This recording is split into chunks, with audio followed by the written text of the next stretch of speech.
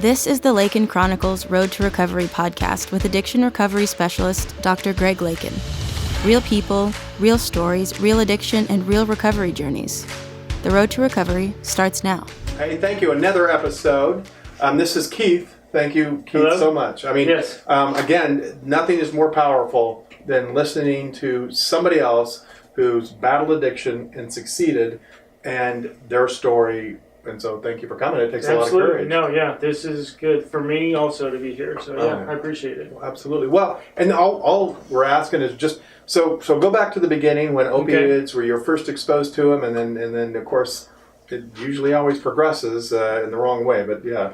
It's interesting. Before we started, I started thinking about my journey, where I'm at today, and it was odd that I was sitting in your group room out here, and you've got a poster on the board. It's on the beam or off the beam, and I started looking at where I'm at, and I'm on the beam right now. But you look at the other side, and I was definitely there, and I've got a son who's trying to make his own way right now, and that I wanted to go. I'm going to get a picture of that before I leave because it was good. But anyways. So how old is your son then? He's 16 right now. Oh yeah, so God help you. Okay. Yeah, I know. Yeah. So he's trying to make his own way. But back to where I started.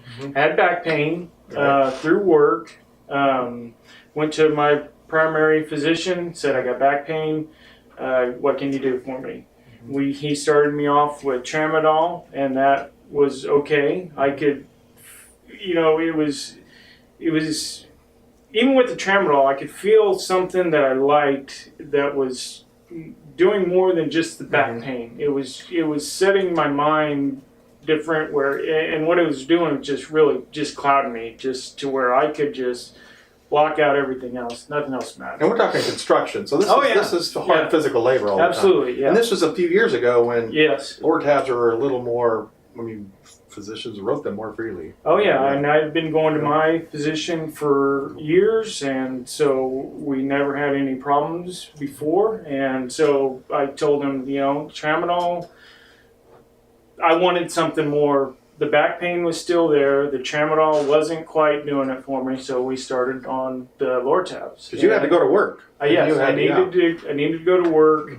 I'm lucky that my wife does work, so we have two incomes, but I still had to go to work I'm the primary 3 kids earner, so I've got to provide for 3 kids, wife, all the fun stuff that goes with it. Right. So that was okay, and that worked for a while. Worked for a long while, but then my prescriptions, then all the excuses started, and my doctor worked with me for a while, but I had every one in the book of I lost a prescription, I washed them in the laundry, I misplaced them, everything, and God bless him, he saw me through it, and he was providing for me.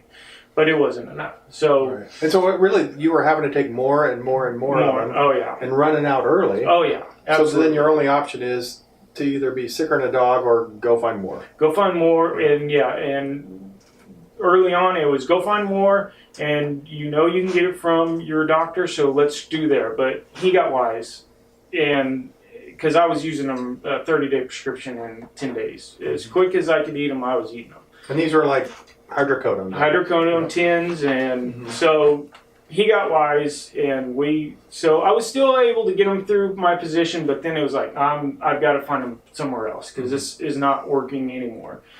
And so I started buying 10s on the street, and I could get those pretty easy for a while, and that was okay, but they were expensive. And so right around then, when I'm starting to use a lot of my paycheck to pay for this, a lot of stuff starts going on at home where my family life just starts falling apart. And it's because I wasn't being honest with my wife, especially, of what was going on. I was just using...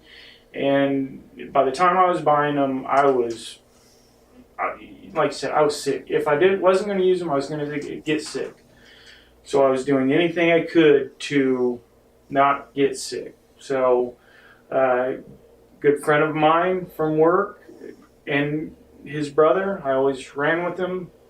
I said, well, let's Right. not do the pills anymore. Let's do the heroin. Yeah. I So you were know, all taking pills, and your Oh, tolerance yeah. was. Oh, yeah. Yeah.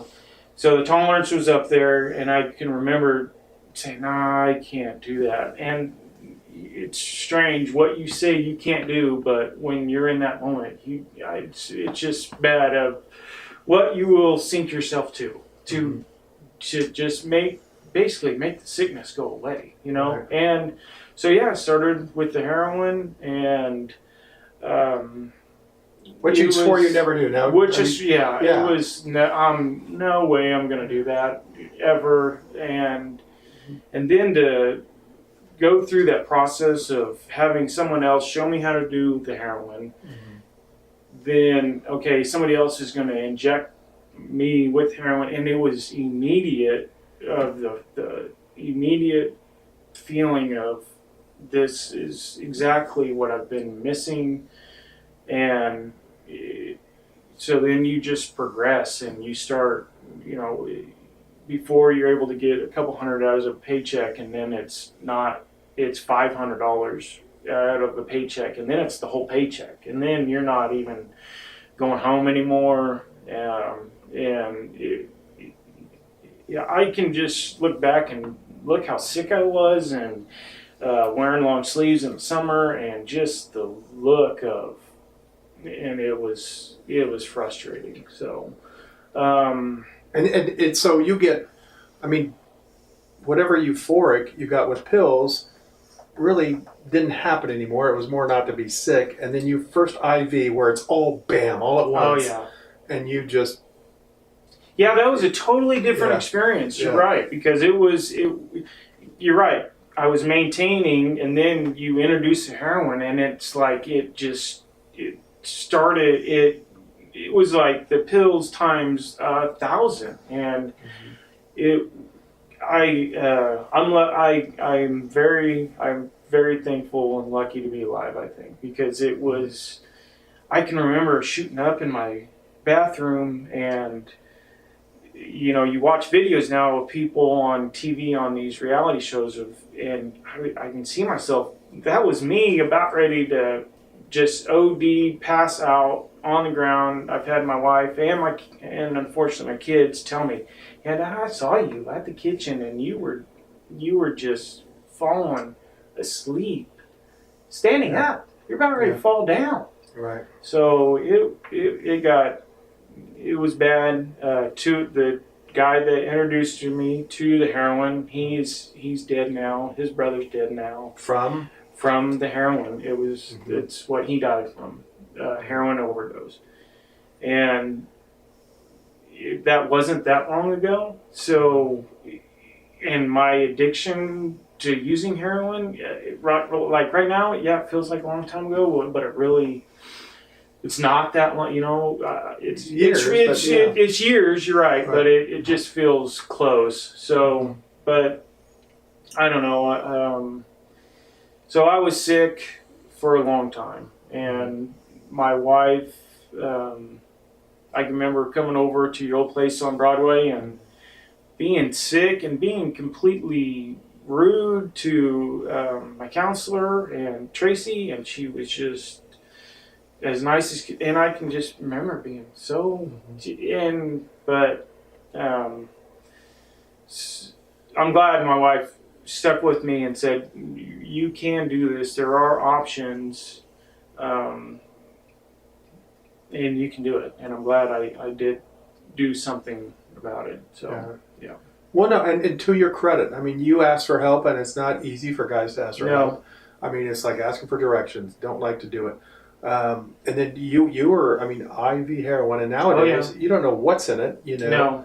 And so I don't know if fentanyl was already in town during your time, but it's certainly probably what did your friends in. I would agree. Friends. I would absolutely agree. Yeah, I'm not. I don't know what. I was using the black tar, but who knows what was in it? No. I mean, and you think back of just the dumb things that, like I said earlier, that you would never have done that you did, and you're like, why should have been in jail. I should have gotten sick. Why did I, just doing risky things that a normal person wouldn't do is scary. So yeah, and I do know. As intelligent as patients are, the fact that when you're in that drug crisis mode, you will behave in ways you've never behaved. You will steal, cheat, lie, whatever you have to do, because not just withdrawals, but the fear of withdrawals are so powerful. Oh yeah, absolutely. I agree. The first time I was going through withdrawal, I didn't really know I thought I had the flu. Mm-hmm. And then to come find out, no, you're coming off of the opiates or trying to get out of your system. That's what's making you. And so you're right. Once your body realizes that, you'll do anything not to go through it again at all. So when you were at your worst, you had little kids then. Oh yeah, they were young then. Mm-hmm. Yeah. And so you'd wake up and then the chase would start? Yeah, oh yeah. If I didn't have anything left from the day before, then it would start, and it was immediately before I took care of anybody else, I was going to take care of getting my medicine first. And that's just the behavior of, okay, now I'm going to have to do I've got my daughter, I've got to go get this from this guy, and she's got to go with me, and that just putting her in situations like that when she was that young, it's just bad. And in hindsight, it seems so crazy now. Oh yeah, so crazy. But at the time, you do what you got to do. Yes. Yeah. Well, and so obviously there was a time, and I don't know treatment-wise what your entire history is, but something clicked or some sentinel event happened where you okay, this is great, it's time. And maybe it was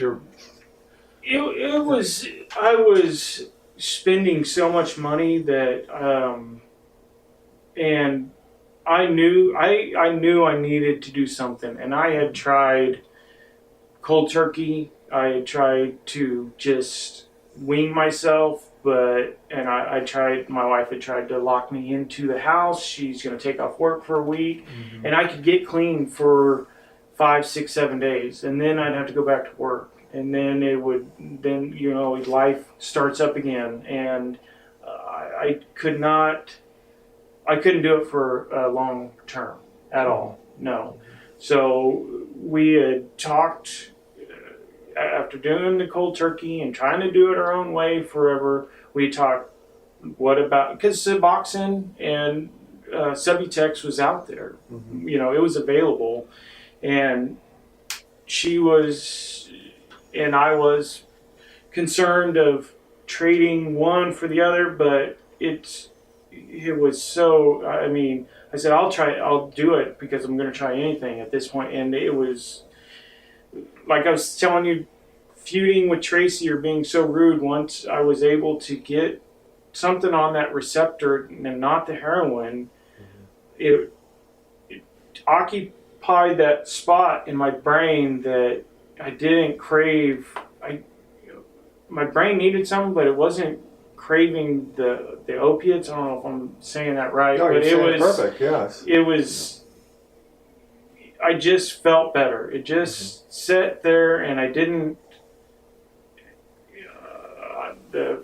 the mechanic, I don't know the mechanics of it, but it's just doing what it had to do with that. I could live my life in a responsible way, and I could be reliable to my family and my kids, and I wasn't chasing the opiates or the drugs anymore. I'm probably not saying that right. No, so you were locked in crisis mode all the time. Oh yeah. Fight or flight. You're locked, and it's attached to strong emotion. So, the wrong part of your brain's running the show. It's the primitive limbic portion of your brain is running the show, and you're just worried about surviving in the next 10 minutes. and then it's linked with the hypothalamus, which is strong emotion, like when you shot up or when you felt terrible. I mean, strong emotion either way. And then once we got buprenorphine on board and stabilized the mood from going into crisis mode all the time, your brain started to shift. Did you? Yes. Yes. Yeah, you're exactly right. That's exact. And once I was able to control that part of my brain, other things were able to start just fell into place. You know, if I could occupy that part of my brain with the Subutex, then I could realize, okay, that's taking care of that part. But now, why am I feeling so anxious all the time? You know, and I've done other things to help with just being anxiety and just being able to be calm and not get so stressed over the smaller things. So, yeah, just being able to know that I don't have to worry about that part of it has made my daily life so much better. I mean, just like the list, I can be honest, I can do what I'm supposed to do now instead of being so selfish and chasing. It was just, yeah. Well, when like you're saying, when those receptors are occupied, that put you in crisis mode, all of a sudden you're not sick anymore, you don't have cravings anymore, and you re-engage frontal logic, and you know you're back in control. Yes. You feel back in control. You're actually thinking about the future and loving and caring and higher level thinking stuff. Well, wonderful. No, you got a great story, and your friends. I don't know. I actually talk to patients that actually have survivor's guilt. Oh, almost. yeah. And yeah, you're right, because the guys that introduced that to me were decent friends, and I feel bad that they died, but you're exactly right. Of when I had to get clean, I did have to stop talking to those guys, and unfortunately, not too long after that, they did end up dying. But I can't help to think that something, God, wife, something, it wasn't my time to do it yet. So I'm thankful for that. But I am sorry that they couldn't get the help that they needed, because it was available. So I don't know. No, and that's I'm sure a terrible feeling. I mean, I've talked to people that lost people they cared about, and sometimes they think, I mean, this fentanyl can be mixed in anything. Oh yeah. And I've talked to people that, I do black tar, I don't do China white, so bam, next thing you know, overdose and death, or overdosed in a near death, or they think it's not in these pills. You know, hey, I know what I'm taking. It's a oxycodone N30. No, it's a pressed pill with fentanyl in it, Sure. And who knows how much, because these aren't rocket scientists making these pills, you know. Yeah. So you got out just in time. I would agree, yes. And you did it out of love for your family and your wife that stuck by you. Oh yeah, absolutely. There was, I don't know how we got through, but we got through. And everything isn't peachy every day. We still have our issues, and she still is working to trust me again, but she doesn't have to worry about, you know, just date. I mean, it's there, but it's not there. You know, I mean, it's still, but it's not a daily thing of trying to think that I'm going to go and wipe out a bank account or anything. You know, so that has been the other blessing, is be able to not have to worry about everything, because you're right. When it was in the daily use, it was from the moment you got up until you actually had something in your hand. That's all you focused on. That's it. And it's been great to be able to sit and have a phone ring and not worry about, hey, that's so-and-so calling because I owe him money, or that's pawn shop, or, you know, it's so great to be able to just know that I'm doing the right thing, and I don't have to worry about everything else come crashing down. Very powerful. You could be You a know? dad again. You could be a Yes. husband again. You could, your confidence is back, and you can think about future. Yeah. Oh, yes. Yeah. Yeah. And like you said, life still happens. Yeah. But it's worth it on the other side. Oh yeah, absolutely. So worth it. Yeah. Because I was worried about some of the things I did around my kids when they were younger, but I got a good relationship with all of them. They're not all easiest. The kids aren't the easiest. You got teenagers. Yes, but Yeah. I can talk to them and they'll talk to me, and I just, it feels good, because there were times where my wife was, you can't stay here. You cannot, these kids can't see you like this, and but so that's great. Yeah. Right. Yeah. And by sharing your story, I appreciate it so much, Keith, because it takes a lot of courage to tell your story. I mean, you've been clean for years. You've been doing great for years. You're very successful. And like you said, instead of spending $200 or $300 a day on a bad habit or whatever it was, you're saving money. But the only motive you have for coming here is just sharing your story to help others, and it takes a lot of courage. And I appreciate it so much, and I know others will see this, and it will resonate with them. Good. I mean, you can start losing your friends, and yet you can battle back, and they can beat this too. Yes. And they have to know that. And I think there's people out there, they say, in the addiction world, we're likely to get, 20% of the people that need help to come go get help. Sure. And yet, out of the three of you and your two friends, you're the one that did it. I did. Yeah. Yeah. And I appreciate you coming and telling your story. Absolutely. Yep. All right. Well, thank you. Dr. Lakin is a board-certified family medicine doctor with an emphasis in addiction medicine and over 25 years of experience. For addiction recovery services in the Wichita area, please visit www.centerforchangeks.com or visit samhsa.gov for a national directory of resources and recovery centers in your area. You can also find these links in the podcast description. Thank you for listening to the Lakin Chronicles Road to Recovery podcast. And remember, you've got this.